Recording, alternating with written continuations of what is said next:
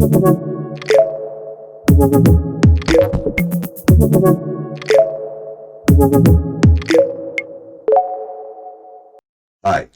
thank you for joining me at RedisConf 2021.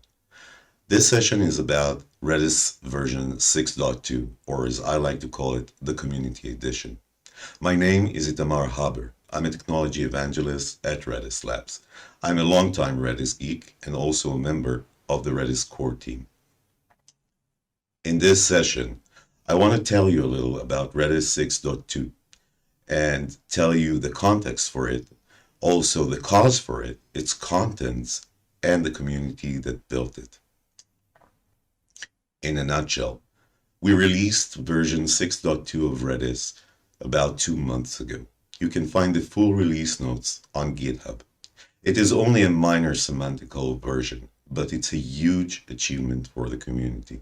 It was created by 62 contributors and includes 15 new commands, 5 that were changed, and 8 that were deprecated. I'll explain about these later. To understand Redis 6.2, or its being, you need to understand the context that it exists in. It was preceded by a major release called Redis 6.0, which included a lot of new features for Redis, mainly around security, but also improvements to the protocol and so forth. Again, you can refer to the release notes to read more about it, or to last year's conference videos. The release, which was on April 30th of last year, was followed by several maintenance releases. Then came a change. Salvatore Sanfilippo, Redis's creator and maintainer over more than 11 years, had announced that he's stepping back from maintaining the project. He appointed Yossi Gottlieb and Oran Agra from Redis Labs as project leaders, and I joined them as the community lead. Madeline also and Zhao Zhao also accepted the invitation to join the Redis core team from Amazon Web Services and Alibaba, respectively. We've adopted a licensed governance model that is supposed to replace the pre-existing BDFL style that Salvatore had used. And immediately afterwards, as you can see on the right-hand side of this slide, we started or continued maintaining Redis's existing versions, this time alone. The key takeaway for me from the new governance model, and this is a quote from the document on the website, is that the governance model is intended to empower individuals based on their contribution and commitment to the project. This guiding principle has served us very well when we set forth towards the new road. I invite you to look at the new model that's on display on the website. For me, the key takeaway from it is this following quote: "It is our commitment and our responsibility to empower the community involved in this project." So after all the initial dust had settled and we found our routine into releasing maintenance versions, we sat down together and tried defining our longer-term goals. We knew that scaling is hard, let alone from one timestamp developer to just 4 of us and myself. We understood that the solution was staring at us right in the face. It was written in the new governance model, and we had the community that we can turn to. We needed to find the ways to empower the individuals and communicate them in order to nourish, nurture, and grow them into helpful members. In terms of priorities, our first priority was to support the existing, which we already were doing in terms of maintenance releases, but we also wanted to improve upon it within limits. We also wanted to push it far, far further, as much as it can bear or is allowed, or we can. So some of the outcomes that came from these realizations is that nowadays we have appointed 14 new Redis contributors who can help with the ongoing daily maintenance of the repository, as well as help with implementing new features. We've revamped the release process entirely and tried to make it crystal clear in terms of what is guaranteed, or at least we try to guarantee in terms of backward compatibility. We are trying still, but have also increased our responsiveness around the GitHub issues and pull requests, and are opening all discussions and future plans there as well. We've also adopted a pull request review process in which every pull request needs to be reviewed by a quorum of differing sizing depending on its scope. It would be good to show some metrics for success, but all I have to do here is offer you some statistics. Bear in mind that we've revamped the release process and we've only released a minor version during this 9 months. So any comparisons are worthless. The data was gathered over 18 months, 9 months before and 9 months after the change in governance, and is based on the unstable branch of the Redis GitHub repository. The number of commits has decreased, but the number of lines per commit has increased.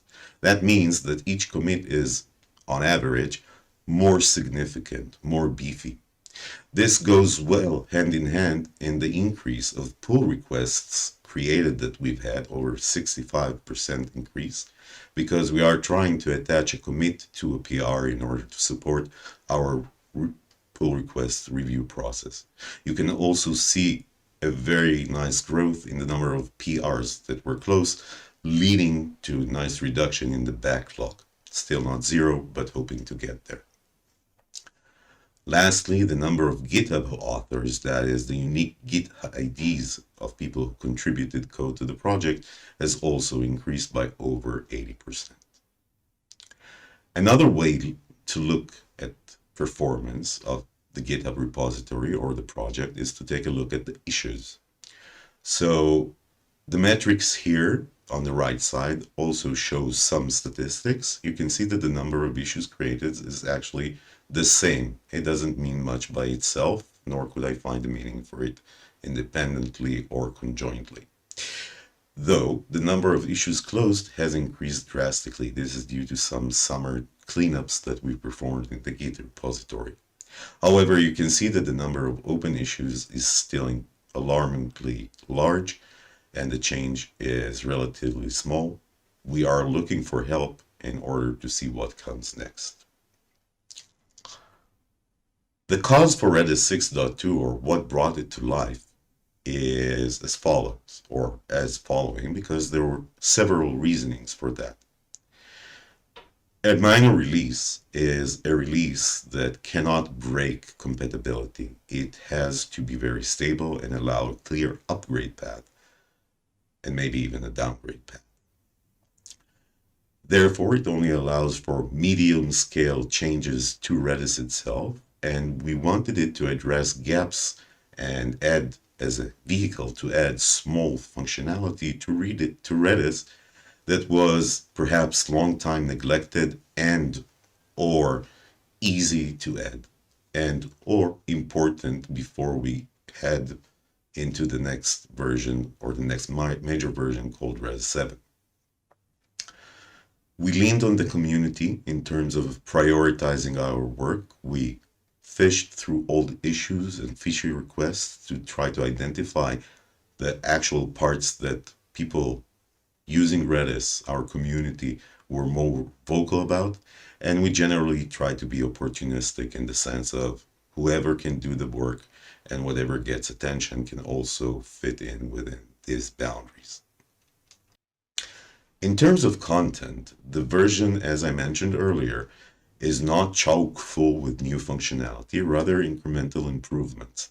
Some of the major changes that you can find in this version is the addition of access control lists to pub/sub channels, a huge effort to sanitize the dump commands payload, or rather the restore commands payload, in order to avoid edge scenarios where Redis could misbehave on corrupted payload. A new eviction policy that reduces the peak latency, sentinel additions, hardware clock sampling, Lots of low-level features that don't necessarily get a lot of attention but are required.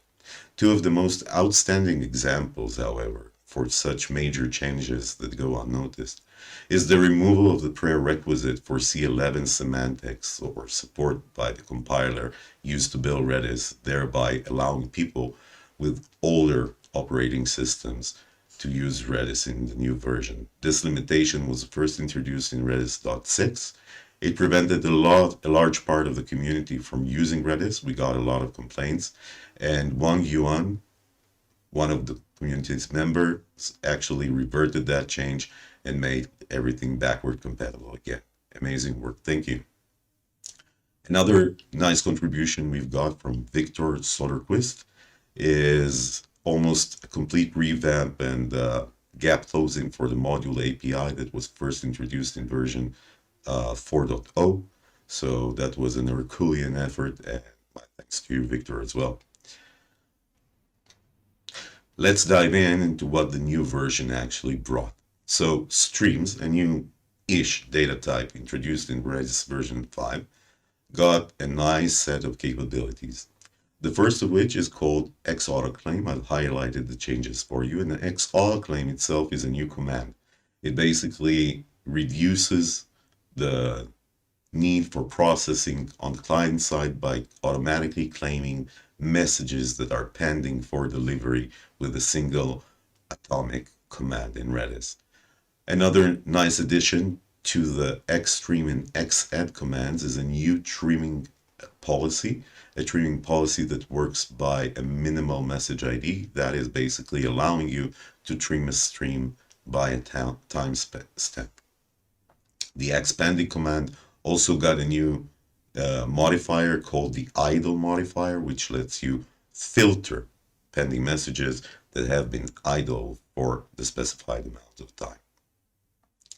A shout out goes to John Cantrell, who's contributed some work which is basically to take idle entries and index them with racks in order to make scanning idle entries that much more efficient.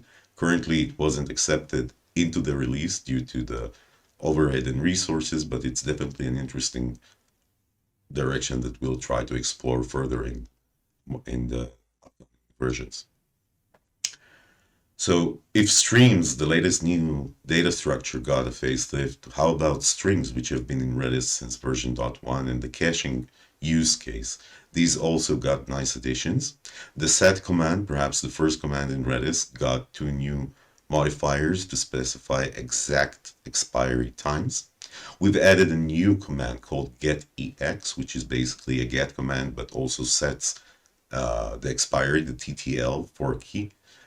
That was requested pretty often, and a getDel command, which just gets a key and deletes it immediately afterwards. The list of changes continues with changes to the list data structure. The pop command, whether lpop or rpop, can now accept a count argument, allowing you to pop multiple elements in one call. A new command called lmove, or blmove for the blocking variant, now allows you to move elements atomically between 2 lists and either side of them. It basically replaces the existing rpop lpush that was introduced long ago or suggested by Ezra. And the core team actually spent a lot of cycles trying to decide on the right approach. On the one hand, the community demanded other ways to pop and push atomically from lists. On the other hand, we didn't want to add 6 new commands on top of the existing ones to just specify all the directions. In that sense, blmove or lmove deprecates brpop-lpush, but extends it to the more generic use case. Sorted sets, also a longtime favorite in Redis, also got some love. ZM-score allows you to fetch multiple scores from a sorted set at one go. ZED got 2 nice modifiers, the LT and GT, which allows you to update the score only if it's less than or greater than the current value. We also got nice API symmetrical completions in the form of zdiff and its store variant, as well as zinter and zunion, which had existed but only with store variants, and the zrand member. The Z range always existed but was expanded in order to accommodate existing commands such as zrev range by score, and zrev range by lex. The new command essentially deprecates the old ones, but it's just a superset of the old ones, and we hope it will help in reducing the cognitive load on developers. Even more API changes. We've got a new geo search command, which allows you to search by bounding blocks other than by radius, as the geo search by radius and geo search by member radius used to do. Again, this is a superset which also adds new functionality. A new copy command copies keys from the source to destination, whereas a new failover command achieves something similar to the cluster failover command, but for single instance, that being a coordinated failover by the server itself. There are lots of other new commands that I've listed below, and I invite you to look at the new version's release notes. My take, again, from this version is the community. We leaned on the community, and I want to say thank you to everyone who had a part in reporting issues, coding, asking questions, or features, or anything in the list above, and much, much more. This version was made by the community and for the community, and we're looking forward to continue working with you in the future. Thank you.